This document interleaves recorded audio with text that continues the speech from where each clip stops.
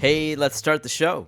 For Thursday, December 17th, 2020. Welcome to This Is Only a Test, the official podcast of Tested.com.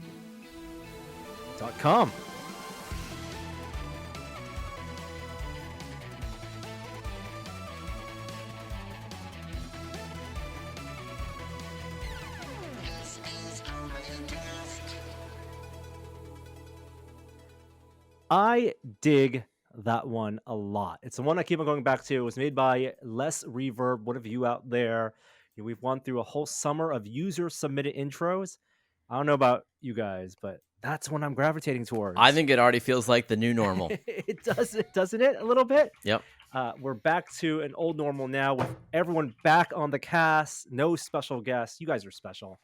But Jeremy Williams is here. Hello, Welcome gentlemen. back. Hi, thank you. Kishore's here, which is great. It's the most wonderful time. Last week when we had Devendra here, you kind of caught him off guard asking about Christmas movies, and now that there's we have had an extra week to think about it. Have you watched any new Christmas movies? Have you thought about what's on your list, Jeremy? You didn't get to answer this question. What do you What mean? are the Christmas movies that What's essential your in your household? Yeah, What what's do you your mean? go-to? New Christmas movies. That's Not it. new. Not Okay. necessarily No. I mean, new. there are some new classics as well. We let's see. We have watched Miracle on 34th Street this year for the first time with the children, which we did not realize was a courtroom drama. Yeah. Do you remember Yes. this? Like, Yeah, Santa's Santa in goes it. on trial, man. right, Yep. right. Pretty much like half the movie is basically, just Jack Nicholson behind, sitting up there being drilled by Tom Cruise. Sorkin. I don't know. We haven't watched that many besides Elf. Besides that, I hope to get around to A Christmas Story, although it is casually racist and hasn't aged terribly well. But I don't know. What do you guys have a must watch, a favorite? I mean, everyone says Die Hard, but what about the family stuff? I used to be a Die Hard guy. Now I've gone through the phases. Elf absolutely is a staple. I think a modern classic. I think between the months of October and December, Nightmare on Elm Street or Nightmare on Elm Street, Nightmare Before Christmas is a holiday movie that connects the two holidays for sure. I think if you want to think about unconventional Christmas movies, I think Batman Returns is a great Christmas movie. Oh, Set during Christmas in the it's- snow, heartwarming tale. The So penguin and his parents. I've watched Nightmare Before Christmas so far and Gremlins, which is great. I have to say, I'm a sucker for all things rom-com. I really enjoyed the Netflix series Dash and Lily. It's also unbelievable what happens in that show, but it was very enjoyable in terms of a new thing to check out. And then, of course, I think I said this last week, Lord of the Rings, especially since what? they just remastered it. It has elves, dude. It has elves. Oh, of course. I watched Star they Wars just on updated Christmas it. Day. Like I've watched it like for 28 straight years on Christmas Day. So like that's not a Christmas movie. It's just a tradition. That's all we're It is talking tradition. It's a perfect Christmas tradition. There's so many hours of it. 4K HDR for Lord of the Rings. And I just recently discovered on the Apple TV versions all the special features I used to love about the making of. It's all there as well. So I leave that on. I don't know where you It's find the stuff to put in time background. to watch the Lord of the Rings trilogy, friend. It's a movie that's in the background. Oh, okay. I see. I As see. it's like I got the Christmas lights on, the lights are dim, we're having dinner or we're just mulling about, taking care of the kid. But Lord of the Rings is just on in the background, and there's so many hours of it. You know what never gets mentioned in this conversation is the Muppet Christmas Carol, and it's good. Very I'm good. telling, it's one of the best Muppet movies, and even though it was kind of late to the show, like it was in the 90s, I think in the early 90s it came out, but it's very good. I'm gonna be bold. I think it's the best version of A Christmas Carol. That's what I'm saying. Whoa, Scrooged is pretty good. But that's an unconventional take Right. on yeah, Christmas Carol. That's different though. Okay, fine. I think fine. A Muppet Christmas Carol is way up there. What about like the Disney, the DuckTales? When you actually have Scrooge McDuck as Ebenezer Scrooge, that's got to be up there as one of the most canonical for kids in this generation growing up. Christmas Carol telling. I always felt like he was typecast. Just because he had the money bags and he was rich and he had the same name and he was inspired by that very character? Yeah. Maybe. I think you're right, Jeremy. How about presents? We'll probably have one more episode next week, but we're 1 week away essentially from Christmas. Are you guys done with all your shopping for your friends and family? Done with all your wrapping, all the secret hiding of presents?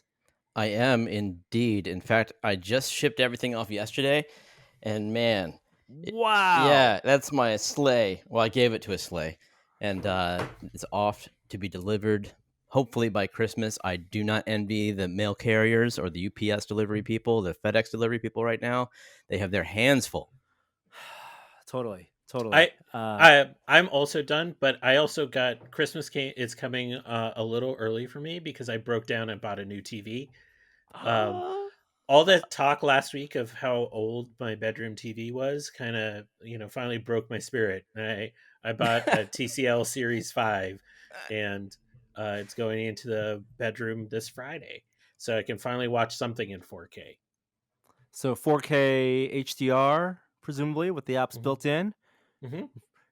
Do you consider the bedroom TV TV1 or living room TV1? No, living room TV is TV. Yeah, it's tough. The bedroom TV always gets relegated to be like the hand me down or the couple notches below or the one you find on sale.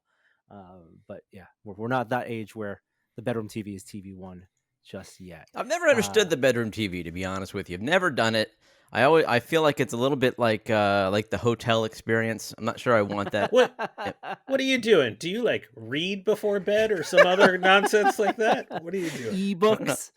Sometimes I read before bed, listen to audiobooks, but never had a TV in the bedroom. Jay, I can't enjoy my small screen unless I have the small screen running with the medium screen next to it and the big screen behind it. So I know I'm multitasking. I'm getting all the information channels. Oh no! Otherwise, we're the worst people. We're definitely on the naughty list, the three of us. Oh well. I'll tell you the toughest thing this past couple of weeks is waiting for things to arrive that I've bought for other people, and being sneaky about receiving them in the house. Because sometimes packages, when they're shipped by companies, are not double box, and so whatever the shipping box that they get it in often has the item that is in it right on the side of the box, which I don't like. Yep. Yeah, it ruins Christmas. It has the potential to ruin Christmas every year. Absolutely. Yeah, that's a bad practice. My son had to email a company and ask them to box it in a unlabeled box, and he was overjoyed that they did it. Like, they were very good to him, and it was a great experience. I should know the company to promote them here. I don't know them, but you're right. That's a problem. Yeah. Well, last week we thought we'd covered all the pop culture we could take with the big HBO Max announcement, but once again, right after we recorded, we had an investor call. And in fact, this investor call becomes our top story this week.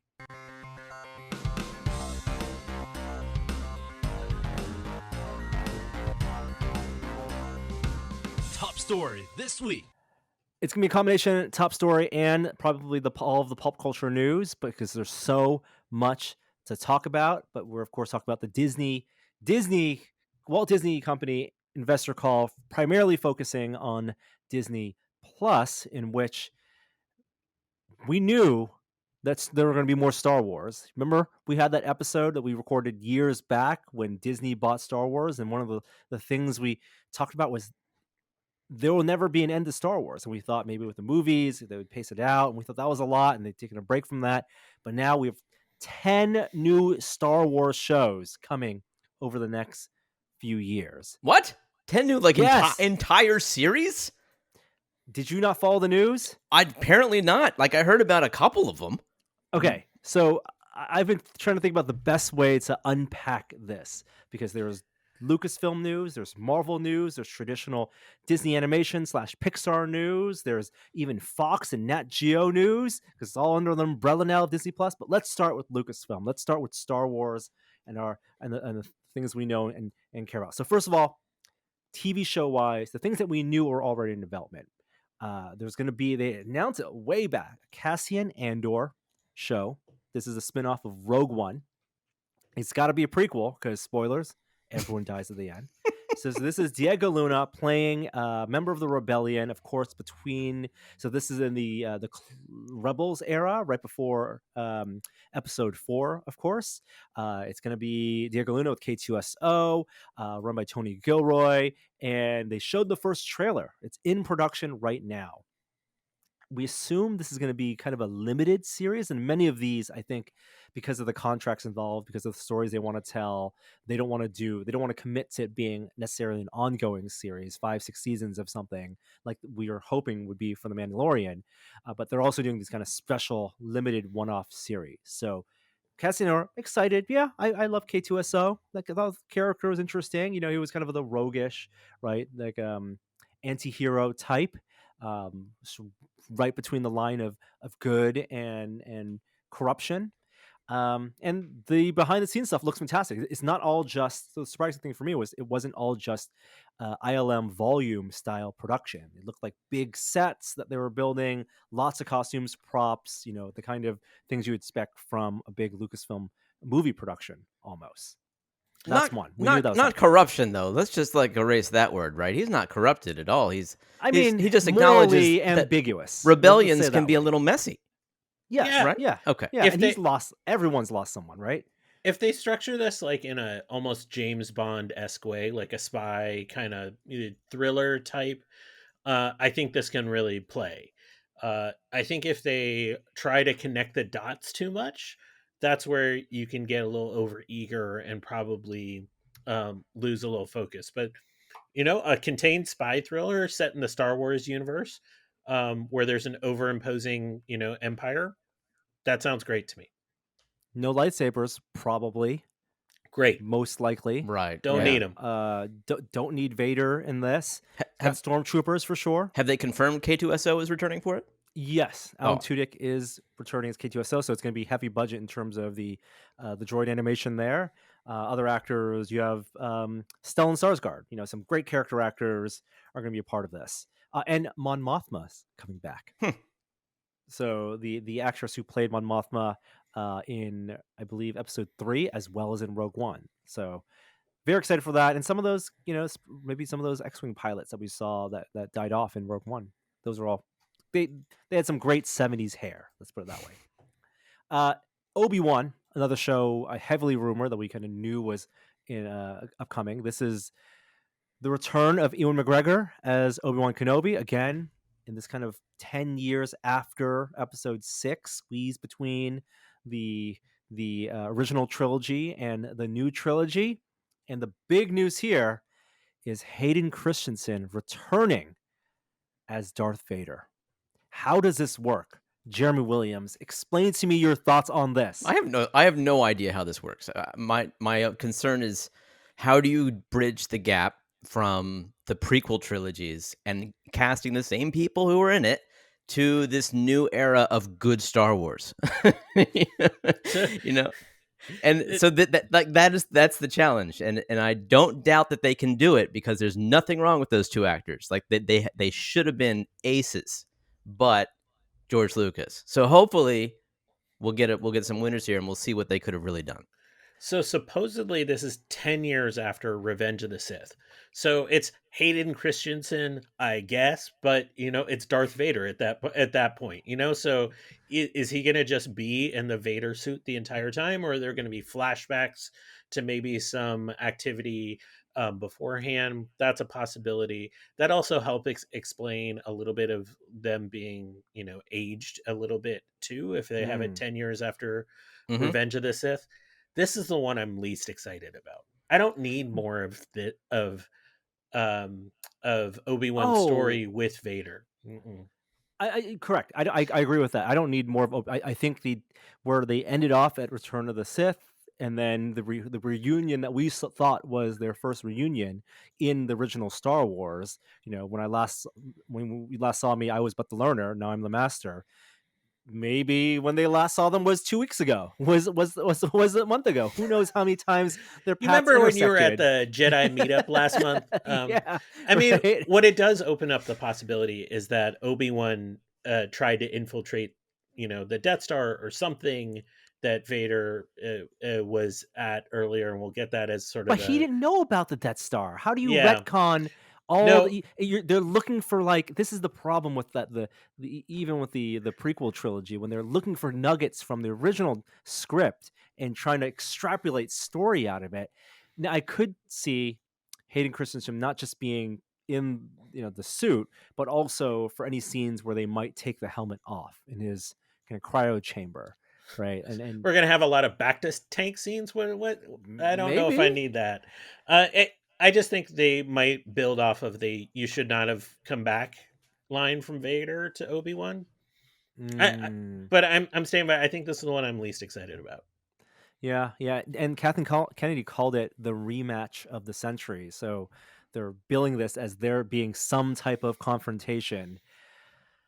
I don't know. I think Ewan McGregor, I love him as an actor. I really love how he's grown as an actor, and so to return to this role, I think helps connect him to where Sir Alec Guinness was emotionally, where we saw him at the beginning of the original Star Wars. It's a limited series. I love the director Deborah Chow. She did a great job in the first season of Mandalorian. She's directing all of this series, so it'll be a singular directorial vision, and that kind of cohesion could make for a great serial short form TV series.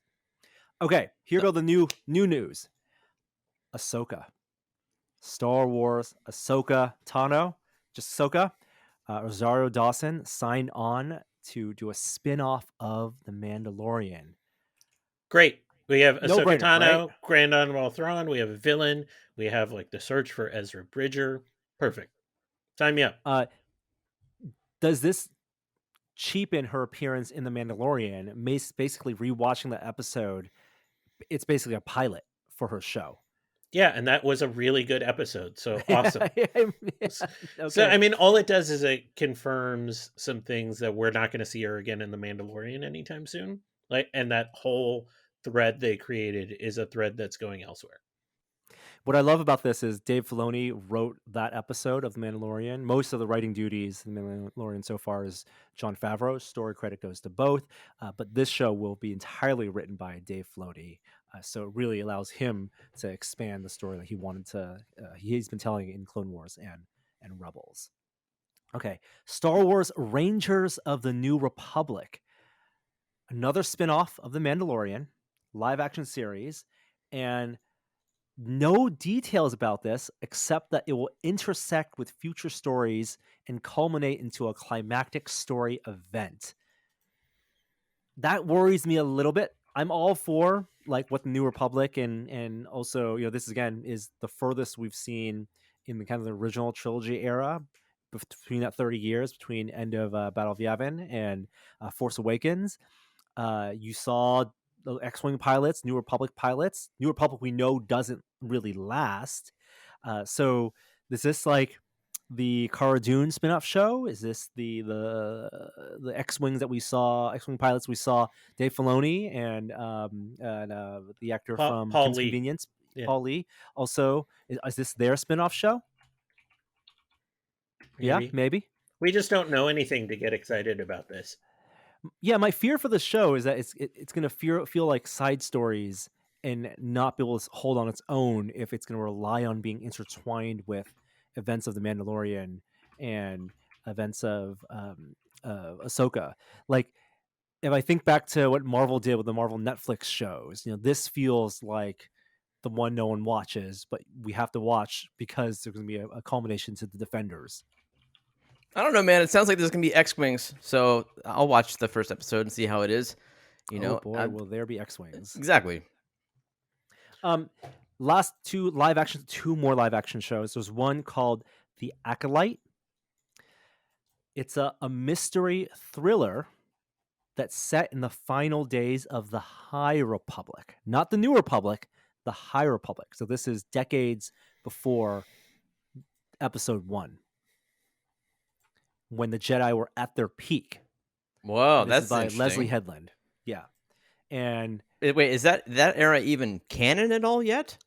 It is. They announced it in Lucasfilm Publishing as a new era that would be explored in comic books and books, and so there's been quite a bit of world building with the Lucasfilm story team, with Pablo Hidalgo, and they've shown concept art, but it's been not something that's been announced for screen yet. And so this will be the big the Wow. flagship piece of that part of the Star Wars universe.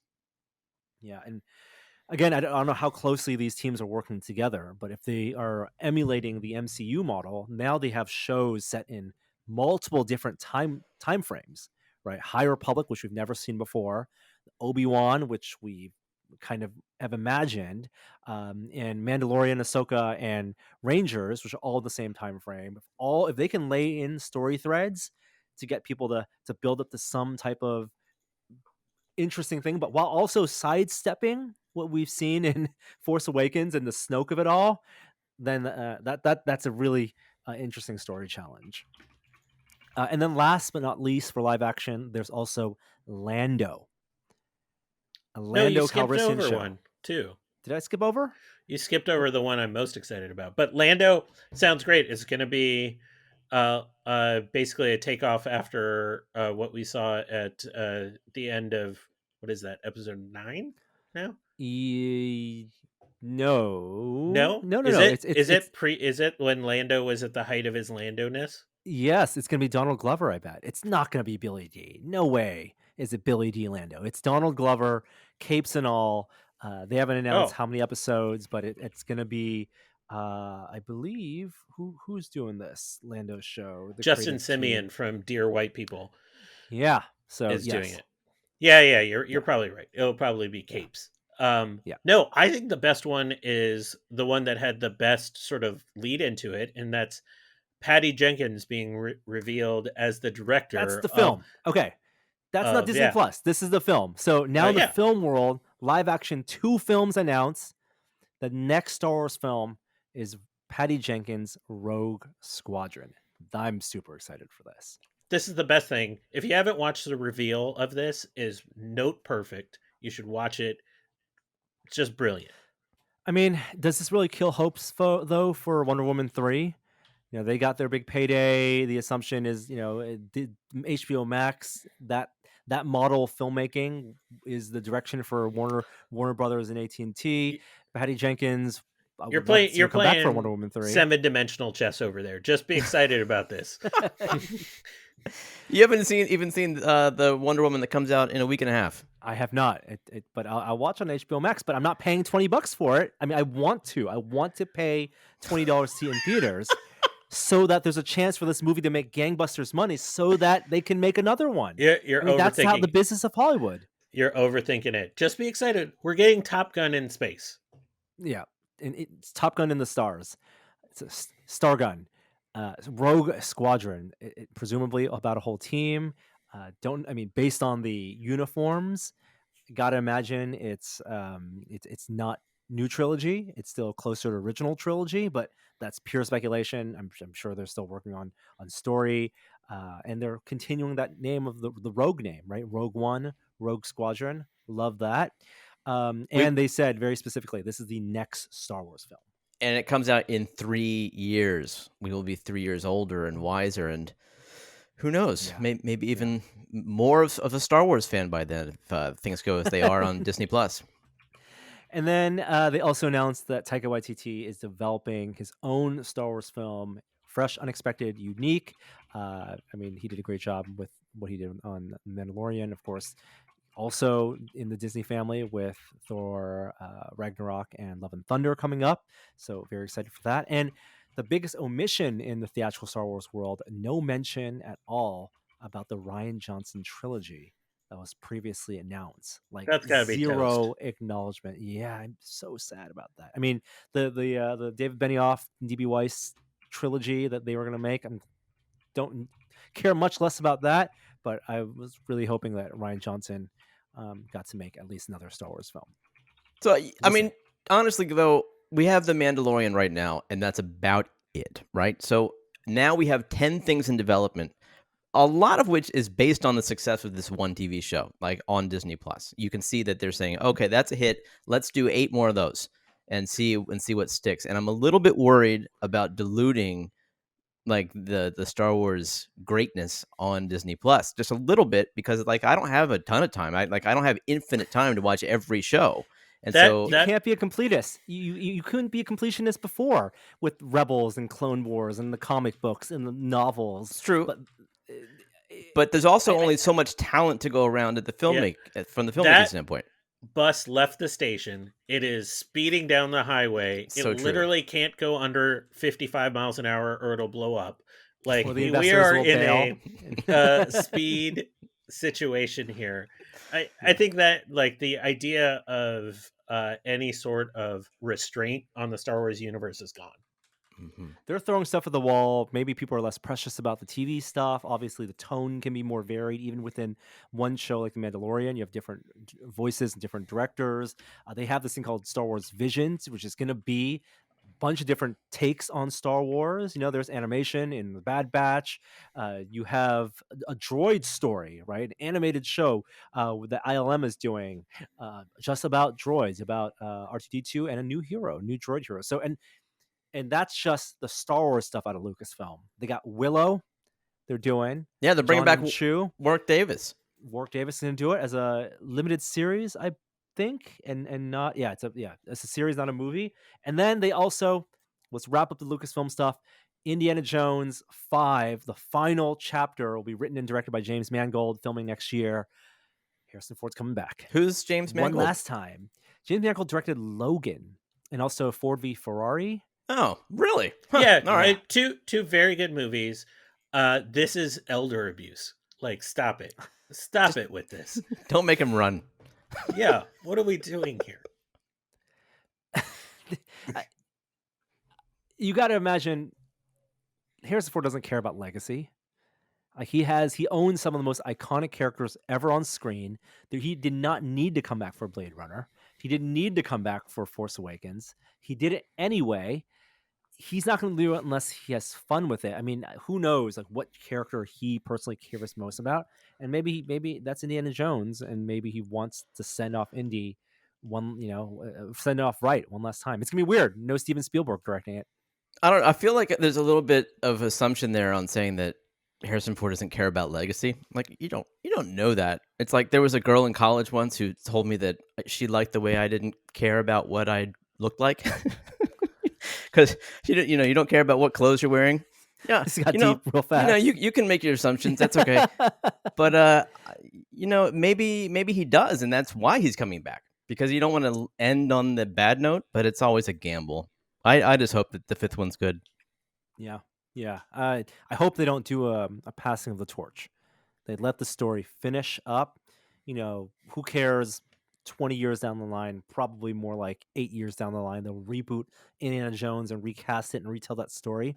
But Indiana Jones was great because it was created in an era where the people making it could refer to the media they loved growing up, pulp comics and pulp TV shows, right? It was filmmakers in the 80s who grew up reading the funny papers and watching serial animations and action adventures and also with World War II kind of in relative fresh memory. Like that era doesn't necessarily have that type of appeal for this generation of post millennials growing up. So if anything, let a new generation of filmmakers make something referential to something that's going to resonate with a younger audience, and that's how you can bring new IP into the world. Does Hollywood come up with like original ideas anymore? No. Let's move on and talk about Marvel then. Okay. All right. MCU. Again, all the shows, all the movies, the shows in development that we know of. WandaVision. I think we saw another trailer. I'm very excited about the trailer. Very trippy. It seems to set up. I'm not going to spoil anything from the comics, but it seems to set up a very kind of witch, kind of almost American Horror Story type arc, which I think could be really interesting to see. It looks like a Noah Hawley show. Honestly, it looks like a trippy, like for lack of a better phrase, mindfuck, right? And it's going to be perfectly suited for that character and where she is psychologically after Endgame and where the Vision is or isn't. So yeah, very excited for that direction. We also saw the first footage of Loki, which confirms that this is about the Loki that we saw in Endgame of 2012, the Loki of the alternate reality who takes the Tesseract and phases away. And then it also looks super bonkers and trippy. I have no idea what's going on in this trailer. Owen Wilson's in TVA, it. baby. Time Variance Authority. Which is a very obscure. This is starting to stretch my comics knowledge. I also thought what was cool is like for Dragon Con fans, you can see it's like the TVA is set in the Marriott Marquis that is like central Yes, to Dragon totally. Con. The elevator going down. It's like, yep, that's classic Atlanta. Yep. Uh, so very excited about that. Very trippy. Something a little more straightforward. Falcon and the Winter Soldier, the Captain America TV show, and that one looks good. Looks solid. Lots of action. The mix and match between Falcon and Winter Soldier personas. Like it's gonna be fun banter. Looks Buddy less cop. risky. Yeah, buddy cop comedy. Totally down for that. And then Hawkeye, which was previously announced, they confirmed that it's going to be right out of the comic books. It's going to be Kate Bishop, Haley Stanfield playing the new Hawkeye, the student of Clint Barton. In the comics, it's about Clint Barton owning an apartment building in New York and having to deal with these local street level issues. And it's super funny. I don't know how they're going to reconcile that with the Hawkeye that we saw at the end of Endgame, though, and the things he has done and seen. Weirdly, this is the one I might be most excited about because the source material for this is very, very good. I really encourage people to read the Hawkeye series that features Kate Bishop. I think it's one of the better Marvel books in the last like 10-15 years. As a fan of the movies exclusively, I would have thought that his daughter would be the protege. That's how they set it up, but like in the comics, it was always this other younger woman, Kate Bishop. Yeah. They had a whole Young Avengers lineup, and she was the Hawkeye equivalent of that character. She-Hulk, again. Jeremy, did you want Maslany. more Hulk, but like as a lawyer? It's then exactly I have a what series I for you. Wow. It's the Perfect David casting, E. Kelly though. telling of the Hulk. Yeah. And Mark Ruffalo will appear in it. We don't know whether as Smart Hulk, CG Smart Hulk, or Bruce Banner. And the Abomination will return. Tim Roth, the villain from the Incredible Hulk MCU, not Disney movie made by Universal. Yeah. I don't know who is asking for the Abomination to come back, but it proves that there'll be some punching at least in this. Unless it's going to be Abomination in human form, who needs a lawyer? And she defends him. Who knows? Okay. So many TV shows. Moon Knight, they tease a little bit. I think we talked about them before. A Batman-like character, Mark Spector. He has split personality, dissociative personality disorder. So he's kind of crazy. Sam Jackson is headlining a Disney Plus Marvel show, Secret Invasion. I would have thought this was going to be a movie, like a big culmination event, but they're doing this as a TV show. Ben Mendelsohn's back. Presumably, Kobe Smolder is going to be back as well. Probably intersections with the Captain Marvel storyline. Speaking of Captain Marvel, there's going to be a Captain Marvel 2, which will have Ms. Marvel, which also is in production right now. It's an own television show. We caught a minor glimpse of that. That looks great. And then big surprises out of nowhere. Ironheart live action show. This is an Iron Man spinoff about Riri Williams, who has her own Iron Man armor. She's in the comic books as a new Iron Man, or Iron Woman, and Iron Heart is the name of her character. And then also another spinoff of Iron Man, because you got no Tony Stark, you got our Armor Wars, which is a classic 80s comic book storyline where Tony Stark, paranoid, goes around the world destroying people's armor because they've taken his armor technology, both good and bad, including governments who's used Iron Man technology. But here it will be Don Cheadle as War Machine fighting other governments, terrorist organizations, villains who have used the Iron Man tech. If you wanted to bring Robert Downey back, you could have him had uploaded his consciousness and become an AI. Yeah, I mean, he snapped at the end of the movie. He could have done anything Exactly. with that snap, right? So I, I think there's room for that in the future. But he's not coming back in a TV show. He's gonna come if he comes back. They're gonna bring him back in a movie. hey, And it's gonna be man. the very, very end, super like secret reveal, crowd pleaser. It's the reason to have a theatrical release of a film, to have hundreds of people in a crowd shocked at the return of Tony Stark, a cameo or something, right? It's not going to be a TV special event getting Patrick Dempsey back in Grey's Anatomy for one special episode. It's going to be a whole separate thing. I don't know, man. You guys are underplaying it. TV is where it's at, like literally the only place it's at right now. And for a while now, it's been the most exciting place for entertainment. So I wouldn't be surprised. Plus, Disney Plus is putting so much money into all these series. They certainly could afford it. And I could see Disney Plus overtaking Netflix this time next year. Like they're already halfway there. What is Netflix going to do to compete with this? This is insane. This whole thing, I mean, the bigger story here is that this is Disney really flexing its IP. Like the culmination of its acquisitions of buying IP has allowed them to build this infrastructure, this platform, which now, previous to this announcement, had 80 million subscribers, 10 times as many as HBO Max, Time Warner, which has its own roster of, DC characters, but to do 10 plus years of Marvel Studios, then to just unleash that 30 plus years of Star Wars, 40 years of Star Wars, to have all these shows. I mean, it's going to make it an essential subscription. We haven't told Jeremy about the best thing that was announced, though. Wait. Movies for No, MCU? no, just something silly. For Disney Plus, the best thing that was announced, Jeremy, Guardians of the Galaxy Holiday Special. Holiday special. I saw that. Yeah. But that's not for a couple more years, right? Yeah, but it Is doesn't it matter. next year? No, it's like 2 more years, I think. It's 2022. Oh, Christmas. You got to wait for so long. Is it going to be a send up of the Star Wars holiday special? I mean, that's a pretty good holiday special, if you ask me. The Star Wars Lego holiday special, you mean, right? No, I haven't watched that yet. You haven't watched it? Is it good? Oh, guys, it's so cute. good. Yeah, really? It's the cute. Lego Star Wars holiday special is really good. Okay. It's a place where they're allowed to poke fun at all the fan memes and all the maybe plot points that people weren't happy with. I mean, there's a whole bit where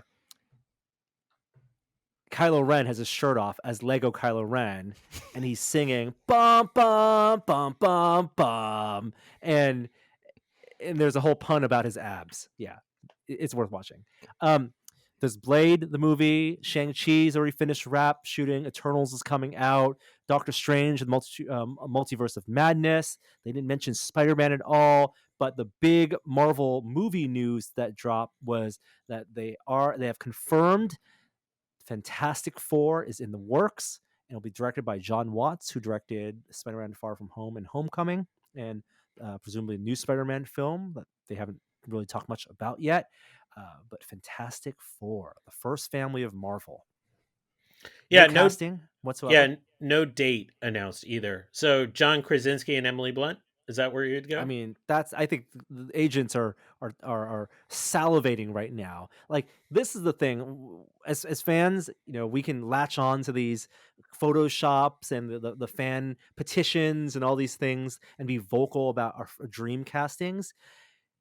Actors they're business people, right? Like these are their jobs. This is their career, their profession, and their agents are looking at this stuff and taking screenshots of all the tweets and the retweets of and using that as negotiation, bargaining power to get their clients, the actors, these gigs. And I'm sure that's happening right now. I think it'd be great for John Krasinski to do it and Emily Blunt to do it. I think, the story goes she had an opportunity to be Black Widow before they made Iron Man 2, but turned it down to make the Jack Black Gulliver's Travels movie. Oops. And that's why and so this is, and she's done the serious, more action heavy roles, like in the Tom Cruise movie, Edge of Tomorrow. Edge of Tomorrow, All You Need Is Kill, whatever you want to call it. So I think she'd be great as Sue Storm. Just don't make it an origin story. I don't need it to be an origin story. I like origin Have stories. You can tell the origin in a flashback, but I think we're way past. We're decades past the time where I think the audience needs to see the origin on screen. They can read Wikipedia. They can read the Entertainment Weekly article that will give you the sidebar about who these characters are. Just tell a good story. Use those 95 to 105 minutes of film time to give something more fully developed. That's my pitch. Pixar, Disney Animation. I think Raya and the Last Dragon announced that it would go the way of Mulan with a Disney Plus premiere pass. You have to pay $30 to watch that. Very interesting. They're doing that, whereas Soul from Pixar is going free for everyone on Disney Plus next week. Yeah, what is the metric? Like, what is the bar? How do they decide whether to give it away or to charge for it? I have no idea. Accounting. It's purely a money thing. It's Well, purely. Soul certainly would have accounted for a lot of income. I think they did the math and said, maybe the marketing showed that it wouldn't, and so they chose that as a marketing expense and put that money into Pixar's coffers.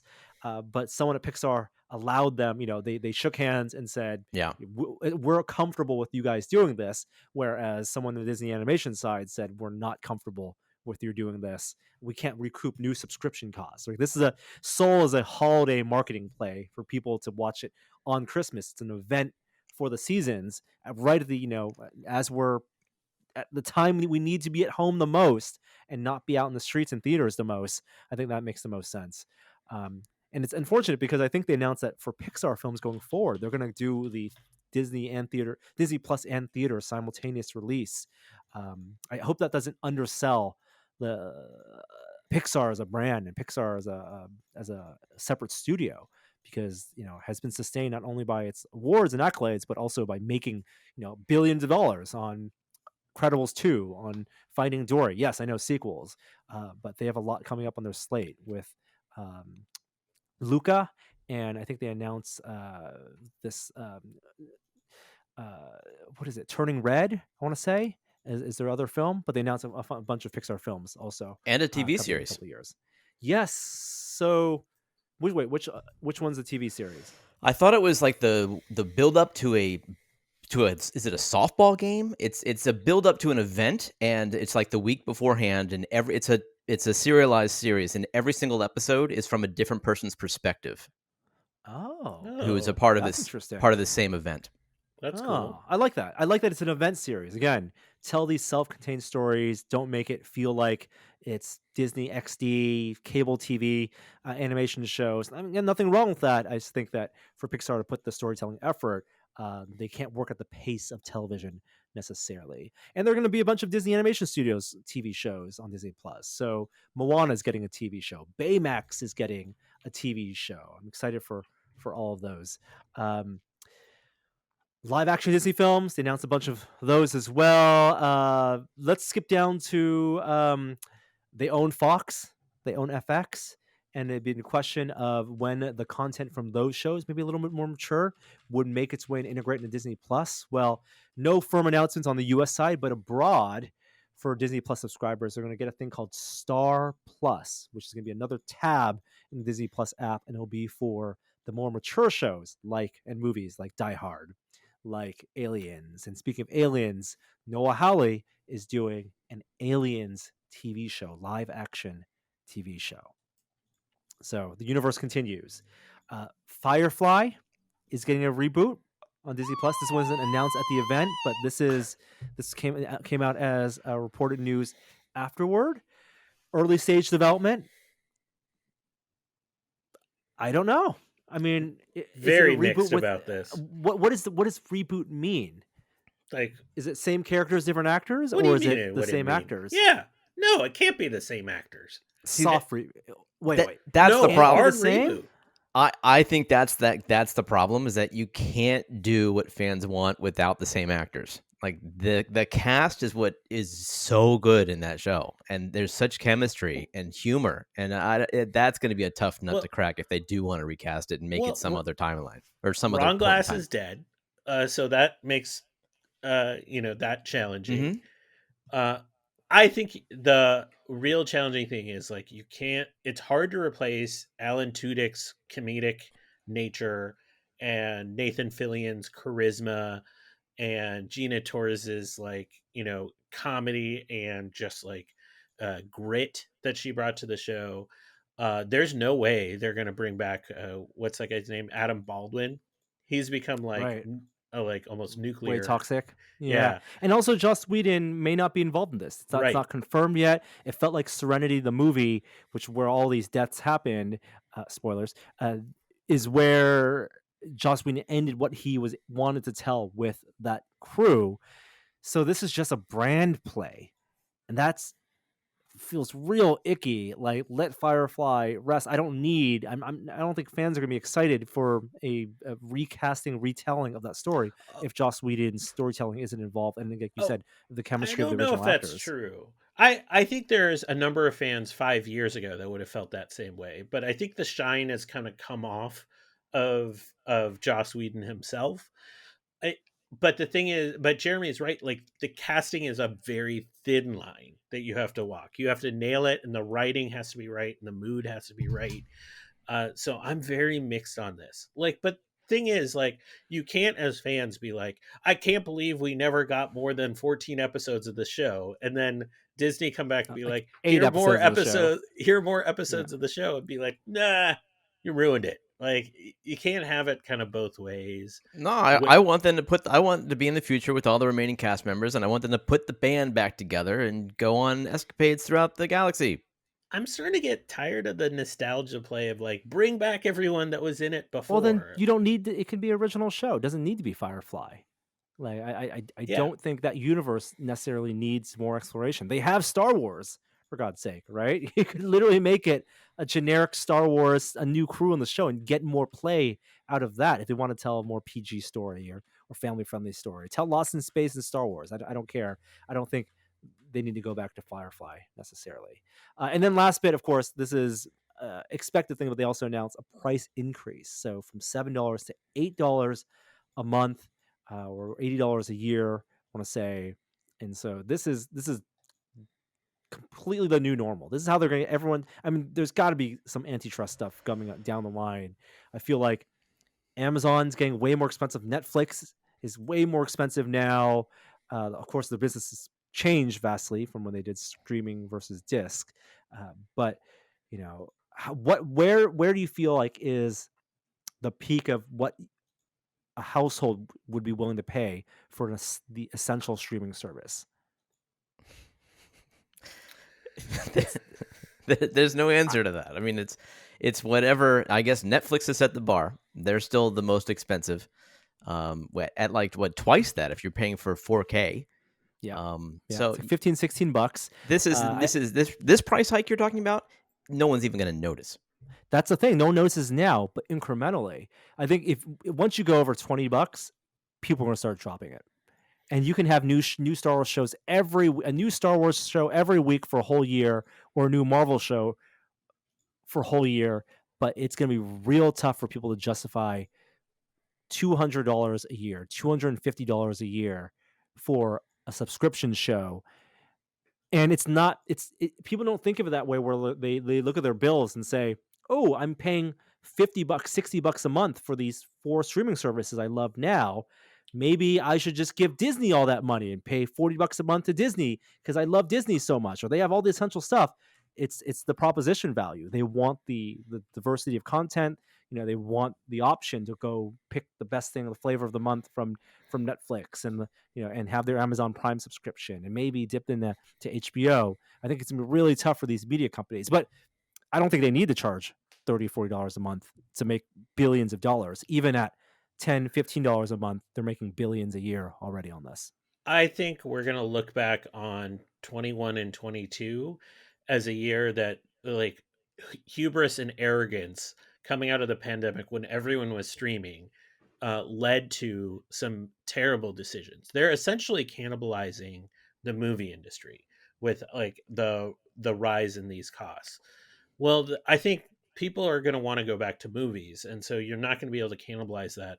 in total. Like I did like a quick, like I'm looking at my monthly costs, and I like asked YouTube TV because it went from $35 when I signed To up to 65. 65 um in the span of like 18 months. Yeah. So like there's no way, like we made an agreement in our house that we're not going to have more than 3 things going forward for TV. So we're probably going to have Netflix, Hulu, and Disney Plus, and then Amazon Prime is just sort of like tacked on because that's, we really have it because The of shipping. the shipping. That's how they get you. Yeah. That's how they get you. You know, Kishore, Yeah, though, that's on why the Amazon's always going to be in there, is right. because their bundle is different. Yeah, The but Bundaroo. their streaming service, their streaming offering doesn't exactly compare to any of the other 3 that you mentioned. It's a nice to have. It is all kind of nice to have stuff. But by the way, you gave me anxiety by saying that we're going to have to go back to movie theaters. Like, I am not like that. I am not in any way, shape, or form looking forward to going back to seeing Look, movies in the movie theaters. I love this watching stuff at home and the releasing of major films on release day at home. I will pay the $20, whatever it is. I love it. yeah, but let's be clear to everyone listening. Jeremy hated going to movies before the pandemic. Like you hated going to movie theaters back before, in the before times. That's right. So of course you're not going to like it in the future times.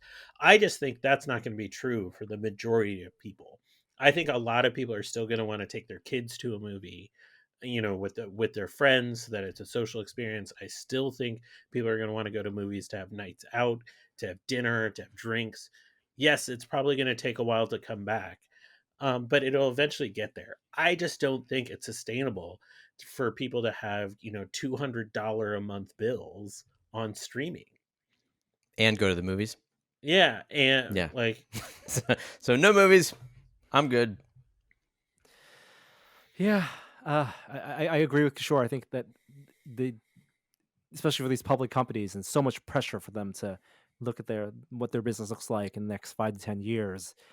They're resting on the laurels of existing goodwill, the pandemic, and people staying at home, especially things like HBO Max that we talked about last week. Like, people can get tired and sick of this stuff and can get overwhelmed, and it'll balance itself out. The invisible hand will guide us toward quality, hopefully, and hopefully in the meantime, theaters will still be able to stay alive for my sake and Kishore's sake.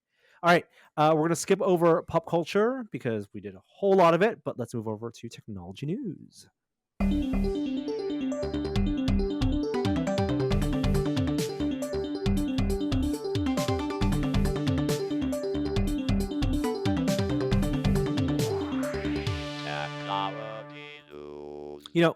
It's not a sponsorship, but can I tell you my new revelation? This has existed for so long, but the thing I love drinking now is tiny Diet Cokes for portion control. It looks like a V8. I find it does. It's only 7.5 ounces, and for a meal, that's really all I need. I don't need a full 12-ounce can. I'm not going to drink a 16 ounce. I'm not like 13 all right, years old.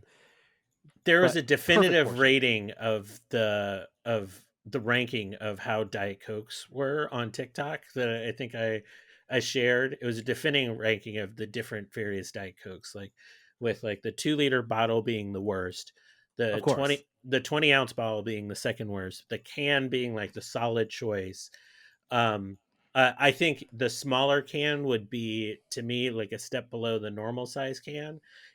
Like what you're talking about is a very European style can. So I would put it with like the glass bottle Diet Coke. You feel a little Whoa, they fancy sell this at getting it. Lucky's. They sell it at Safeway. Yeah.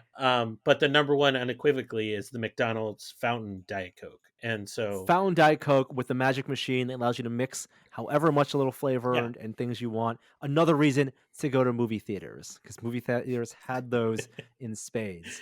I think Come Jeremy's on. thinking about quitting the podcast now. All right, 2 things I want to talk about in tech news. One, iPhone ProRAW is out in the latest iOS update, 14.3. Supports AirPods Max, which sold out immediately. 15-week wait now. Unbelievable. I have no interest personally in them, but good for those folks. Good for the resellers. It's more expensive than a PS5. I say that facetiously. Not good for the resellers. Do F the you resellers. know that there have been multiple sales of the PS5 on eBay for $30,000? I find that ridiculous. They're green in the completed listings category. It's crazy. Tax the rich, eat the rich. Yeah. Because that's absurd. Also, Sony, get it together with your supply chain for the holidays. People want the PS5. iPhone Pro RAW, I've been taking a couple photos with it lately. So the way it works is you have to enable it in the settings menu. And then when you do in the camera app, the top right-hand corner, there's a little RAW button that by default is off, a slash through it. But you tap it, it turns on, and you can actually toggle it to stay on throughout your session. But you choose basically when you take the RAW photo, you don't get any of Apple's special magic processing, the things they do on their own back end to make the photos look nice. And you can't say, give me the special processing after the fact. It literally gives you a raw form of the picture, still shareable because it does send a JPEG equivalent if you want to iMessage it or email it. But the idea is that it's a DNG that you can go into a program like Adobe Lightroom on your phone, easily import it, and then get full control over your shadows, your highlights, and your color temperature. Primarily color temperature, you get all full bandwidth on that. The images are much bigger. They're 25 megabytes each. But something I do like is that when they upload to iCloud, it's that full raw image now. So previously, your photos, when they get uploaded to iCloud, were the iCloud compressed versions. And it's definitely it's only available on the 12 Max, 12 Pro Max, and the 12 Pro. You can tell this is not like it's a pro feature for sure. It's not what Apple wants their most standard users to be using. They still want the auto magic, auto tune button. Yeah. So yeah, iPhone Pro RAW, and also you get Halide, like third-party programs like Halide supported already. They've had access to the APIs, and so if you have a high-quality third-party app, you'll probably get access to this. Is it slower to check out those photos, like in your photo, whatever they call the Photos app? No. Zoom No. around, pan. No, slowdown because they still have a thumbnail that they process that becomes basically the GPU accelerated zoom up, and then when you load it, there's like a slight delay that you can tell that it's loading the raw version. But you like things like you get all the noise that you get right out of the sensor, right? They don't do any noise compression, which if you have Lightroom and you have some experience here, you want to tweak those type of images, then and do some grading on your photos, go for it. Google Stadia is now on iOS. It's through a web app because there's no native app because of App Store policies. But for a lot of people, this might be the best way to play Cyberpunk 2077 with the extremely high system requirements and some of that bugginess. If you don't have access to a next-gen console, Stadia, which has been out for over a year now, this is one of the big flagship titles for them and one of their big selling points. Any other tech things you guys want to talk about?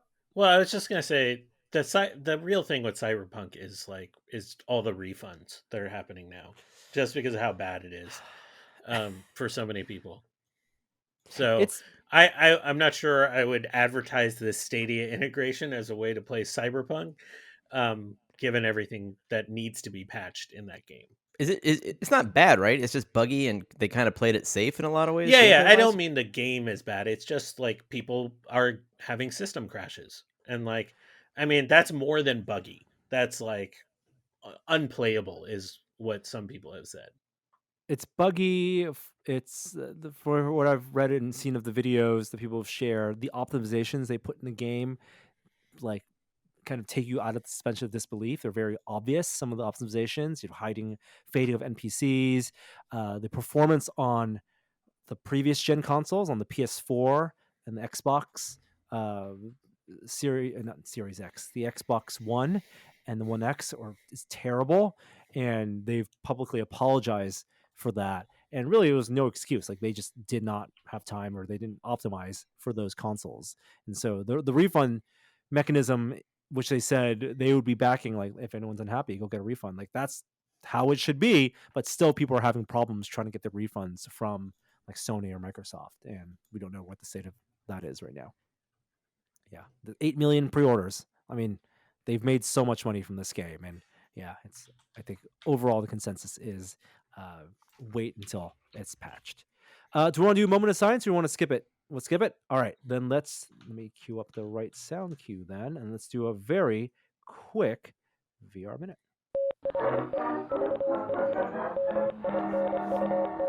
The VR Minute. Virtual reality this week. Speaking of games that need patching and have gotten some patching, Medal of Honor out on PC VR on Oculus Store and Steam Store launched last week to, I would say, generally tepid reviews. And developers at Respawn have acknowledged some of this and have issued the first patch to address some of the user requests, such as doing some smooth turning, taking away some of the loading screens that are really jarring in terms of the pacing of the game. And they say more patches to come. They can't address everything, but they're working on it. Jeremy, have you had a chance to spin it up yet? Yes, but I haven't. Like, I can't wait to play this game. But the tepid reviews combined with the largeness of the game have kept me from diving in there. Maybe it's a good thing. I wait for these options to be added and bugs to be patched. But I don't know. I'm glad that my expectations have been lowered because that usually results in a better experience.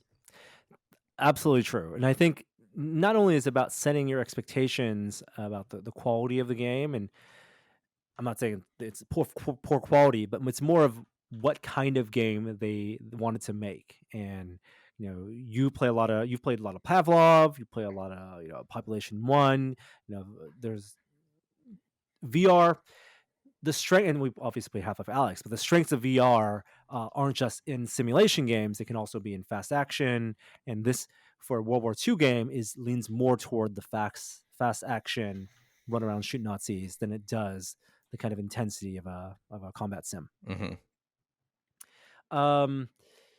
Other things in VR. Oh, Star Wars Squadrons got an update across all consoles and PC VR, of course. New ships. You got bombers, the B-wing on the Rebel side, and on the Imperial side, what's the name of that ship? It's the TIE Defender. And I think they also unlocked another map based on one of the early single-player missions, as well as custom multiplayer server settings. So you can have your own friends in, choose the map, choose the settings, and I think that's something that was much needed at launch and probably needed now to keep the player base happy. Yeah, I have no sense of how big that player base is and whether it's kept up with it, but it's a great looking game. It's still one that I occasionally launch and jump back into just to fly around in an X-Wing. It's on sale a lot these days too. Super cheap on PlayStation, particularly. Yeah, I mean, it was only $30 at launch. Yeah. So I feel like a no-brainer. Yeah, and played well on those consoles. Jeremy, what's EMU VR? Oh, you know about that. It's been around for a while. It's a free product. But in order to get it, you have to send them an email and join their Discord, get the link. But it is it's an emulator for VR so that you can sit in a 1980s style bedroom and play classic console games on virtual televisions throughout your room. But through the months, they've added cool features like light gun, so that your controller becomes like a Nest pistol, and you can shoot, duck hunt, or play PlayStation games that support a light gun, I think. But the cool thing is, like, you can play multiple screens at the same time and run different emulators on different screens in your bedroom and just face whatever one you want, whichever one you're facing, your controller kind of engages with. But last week they had a huge update where they added multiplayer. So two people can now be in the same space. Actually, a lot of people can be in the same space, and everybody playing the same game. So they had like 4-player Ninja Turtles, multiple people playing light gun games. I mean, if you're like a Ready Player One nerd like me, like, you're saying this is the closest step we've had yet to H's Basement, right? Where like multiple people can come share a space and play games together, and just like hang out. It's the perfect like hang out and play classic games experience so far in VR. And congrats to them. It's really looking good. Very cool. Anything else you guys want to mention? To wrap up the tech news, we're not doing any looking back at the year because there's not really much to look back on this year. I do want to hear how your holidays went, and I don't know about you I'll put guys. together. I'll put together a top 10 places I traveled in 2020. It'll start with like my living room somewhere. My bathroom is on that list. My kids and I, we beat the pirate quest in Rec Room the other day. That was awesome. Yes, That's something you can do yes. if you have Yeah. a VR headset for everybody. And a Rec Room out on Xbox now. I mean, it's cross-platform everywhere, and better support for Quest 2, and especially those the Rec Royale mode hopefully coming out very, very soon. I watched Tenet, guys, as we're recording this. This is the day after Tenet got released on digital and Blu-ray. I want to talk about it. It's beyond the scope of this podcast, so I'm going to commit you guys to watching Tenet so we can talk about it. Because I think there are people who want, because I want to break it down with you guys. You're on. I need someone to talk about it with, and I think people would enjoy that. So we'll get a chance to do that as a special episode. Watch it Friday. Next week. Awesome. All right. Thank you all for joining us. We do have an outro. This comes from Great Job once again. But have a wonderful holiday, everyone. Stay safe. Please stay safe. We're very near the end of this. Listen to last week's episode. We're sure talked about vaccine stuff. And you know, we're at the end of we can see the end of the tunnel, but we're still in that tunnel. All right, here goes Great Job's outro. Hi there, I didn't see you. Tested.